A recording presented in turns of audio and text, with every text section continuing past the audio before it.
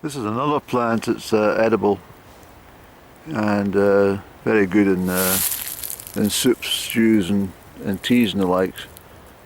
And that's just called ground elder. Ground elder, or, which is more commonly, sorry, that's the common name, but it's more preferably known as bishop's weed.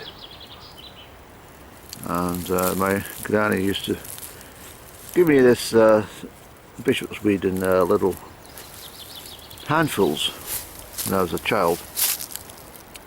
So that's why it's probably, for me, it's probably the most common of the edibles that I know of.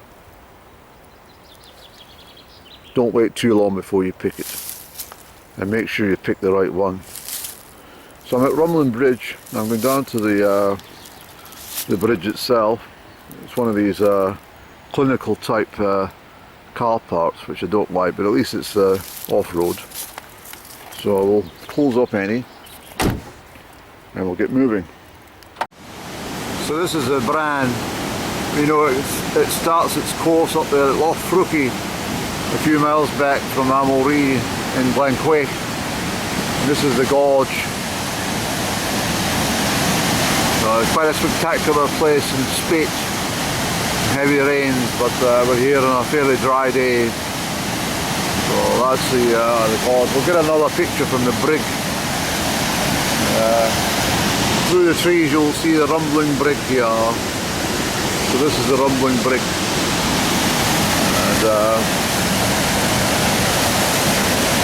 we'll get a picture of it down the water's edge a little bit.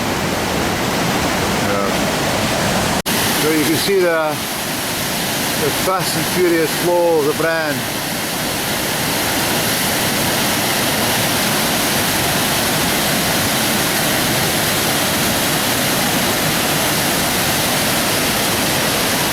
So we're on the rumbling brig. Much camel waters through the gorge. It's a long way down, eh? A long way down. So that's the rumbling bridge there, and the gorge just goes right down.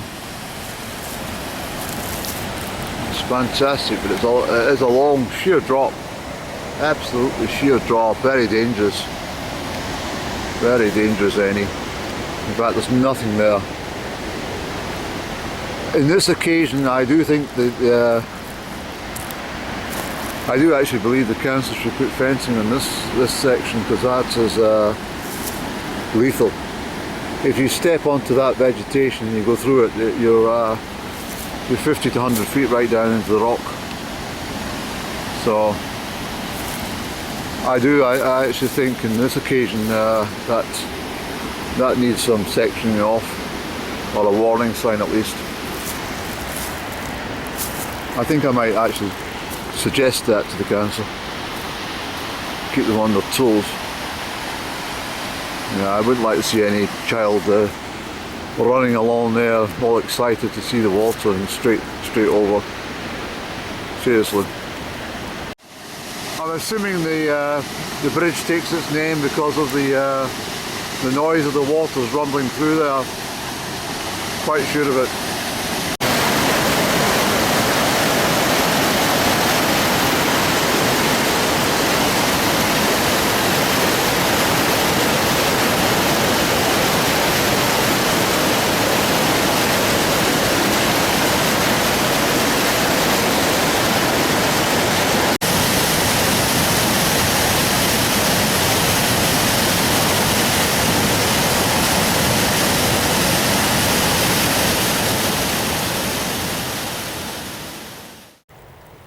There's the wonderful primroses all out as well.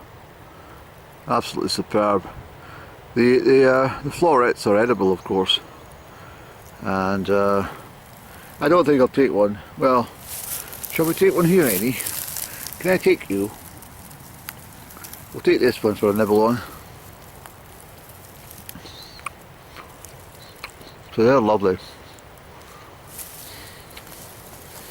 You can make primrose tea if you wish. Delightful. So we're going up this road, and I'm looking for something called Ocean's Hall. Ocean's Hall. And that, of course, is the celandine. I probably tell you about this every spring, but just in case you forget, if you don't have your toothbrush with you, I'll bring it closer for you.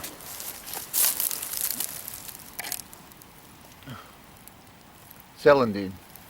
If you don't have your toothbrush, use that. That'll give your teeth a good sparkle, make them nice and clean and white. And these are only available for a few weeks in the year, so get your teeth clean while you can.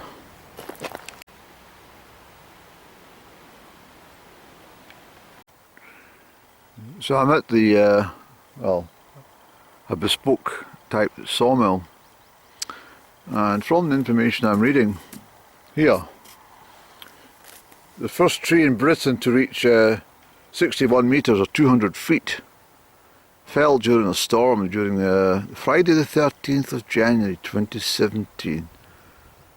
That's that Friday the 13th, such an unlucky date, isn't it? But I'm assuming this is the actual tree in question. And what a beautiful piece of wood. Yes, it is, Andy. The millers must have done a fantastic sawing job to get this all chopped up. Yeah, what a beautiful tree. Yeah, it's this oak wood and stuff over here.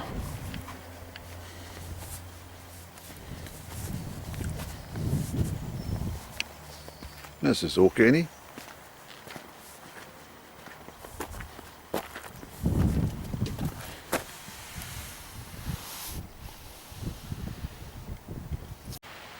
Alright, so I found Ocean's Hall,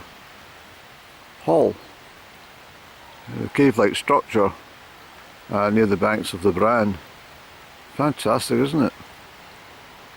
So I'm very pleased with this find, and this is what I came to see. So that's the entrance from the southeast side. So you had an escape route if you needed it, or you just wanted to look out the window. But this is this little cave in here. Now, I've got my torch with me. Let's have a look at any inside. So it's adequate for somebody like myself, not just Ocean. Torch on. Not very bright, Andy. What's wrong with your torch? That's because it's not dark enough.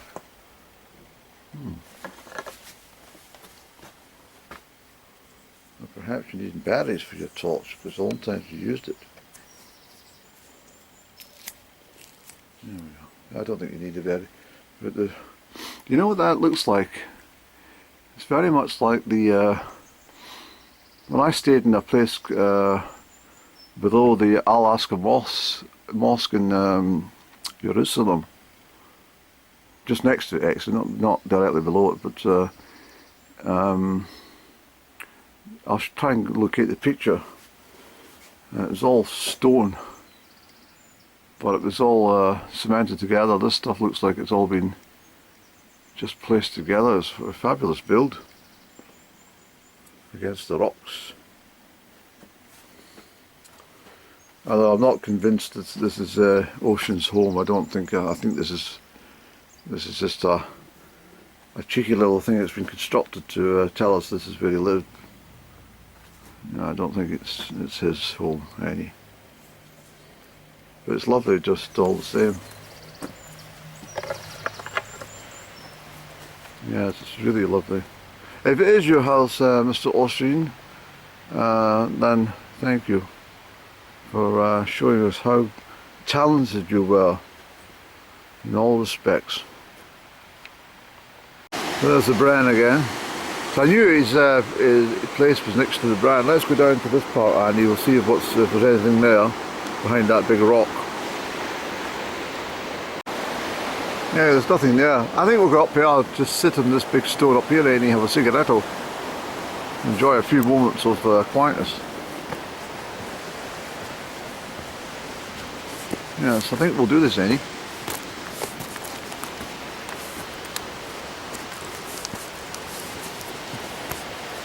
I'll just sit on here and gaze a little. Make me think I'm in Oregon, USA.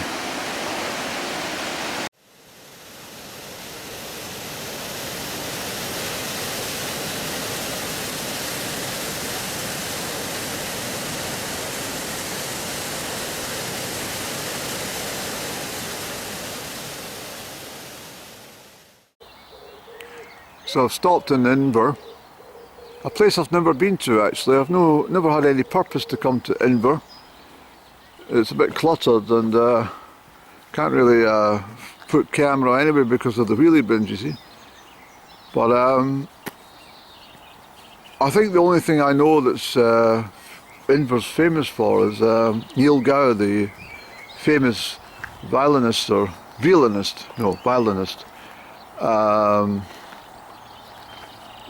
was born here. But apart from that, I don't know much about Inver. But I thought I'd just pop along. I was up at the Rumbling Brig and I thought I'll just come down to Inver itself and have a quick check. Very pleasant, but it's not that far away from the main A9 over the trees there, so you will get some noise which you have to become accustomed to. I'm used to it on the A85, of course, but it's a new thing for the senses if you're not used to traffic humming past you all day long, especially in a busy carriageway like the A9, which they don't hang about. But it's very sad to see all these telephone boxes in terrible condition after all the use that they've made for people in villages up and down the country. I was very pleased to say that I made calls from a red telephone box, and at that time it cost 2p. And as a Cub Scout, one of the things you had to do was make sure you always had a clean handkerchief in your pocket. Something I still do. Might not be so clean, but it's certainly always in my pocket. If I haven't lost it, of course, because I usually lose about 50 a year, or is it? Yeah, it's about 50 cotton handkerchiefs a year, normally about one a week. But so the 2p wrapped in a handkerchief was something you learned in the Cub Scouts. Carry that. 2p emergency telephone call, you see. But yeah, so there's lots of telephone boxes in the hometown of Crieff, these bright red colours, and then after you know, the old what do you call it, British Telecom. It wasn't British Telecom, man. You could get your head thinking. Oh, I've forgotten. But they used to have these yellow vans. That was for telecom engineers. But it wasn't telecom. What was it, any? Heavens above. And down in Elgin Road, there's in the hometown, there's a depot for all the postal vans and all the GPO. That's the General Post Office, you fool. I can't remember now. But anyway, after the company was privatised by the Conservative, Margaret Thatcher's Conservative government, then it became, you know, they got rid of most of these and stuck in these new plastic ones with larger glass fronts, of course. And after that, there was sort of a sort of general rundown on the aesthetics of telephone boxes, in my opinion. And of course now they're not required, so you don't really see them. I still remember I still got it actually. I used to buy a little green card from the shop, and then you slotted that in and made your calls. This was the new technology, but that's all defunct as well now. That was something that came about in the 1980s. But anyway, a lot of these telephone boxes are now put over to libraries, village libraries, or that don't have any access to books. They put books and magazines in there, and this is how they utilise these telephone boxes. I don't know why I came all the way to Inver to talk about a bloody telephone box, but that's exactly what I seem to be doing.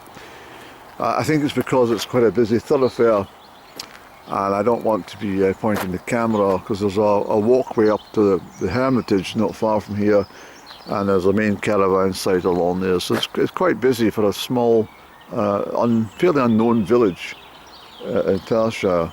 But as I say, it's famed for Neil Gow.